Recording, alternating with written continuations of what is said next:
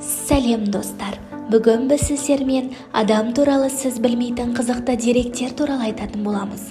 Әркімнің өзінше әдеттері, ерекшеліктері бар, оны басқалар түсіне алмауы мүмкін.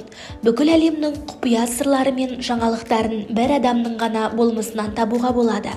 Қазір біз адам мен оның өмір сүруіндегі ең қызықты деректермен таныс боламыз. Адамның көз алмасы туған уақыттан өмірінің соңына дейін мүлдем өзгермейді. Әлемдегі ең жас ана 5 жаста болатын. Бір шыны кофені жылытатындай энергия бөлу үшін адамға 8 жыл, 7 ай, 6 күн айқайлау қажет болады. Ең ерекше фобия – айдан қорқу.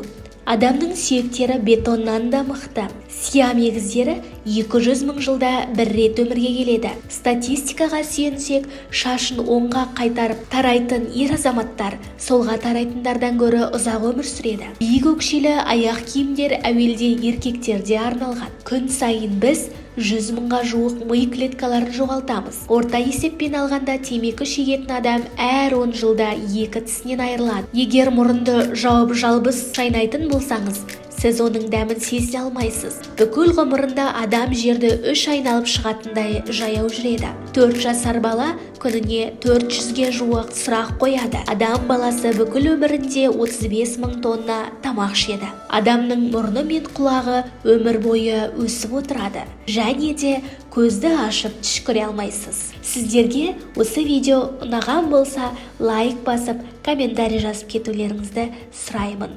Назарларыңызға рахмет.